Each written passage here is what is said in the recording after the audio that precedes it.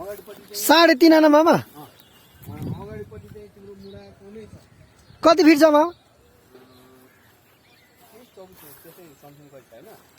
अनि हामीले घर बनायो भने चाहिँ अगाडि त जसरी पनि हामीले छोड्नुपर्छ पर्छ हैन हामीले बनायो भने चाहिँ घर बनाउने भनेको यहाँदेखि यसमा बनाउने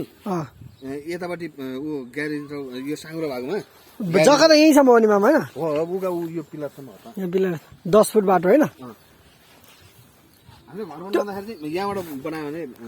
एकदम त्यो इनार चाहिँ माथिको घरको यस्तो लामो चाहिँ कति फिट छ मामा लम्बाइ चौडाइ त यति हेर्नु पर्छ म त्यो नापे टेस्ट रहेछ भनेदेखि म टेस्ट भयो भने सजिलो जेतपुर फेरि होइन बाबा पश्चिम मोडा दामी छ जग्गा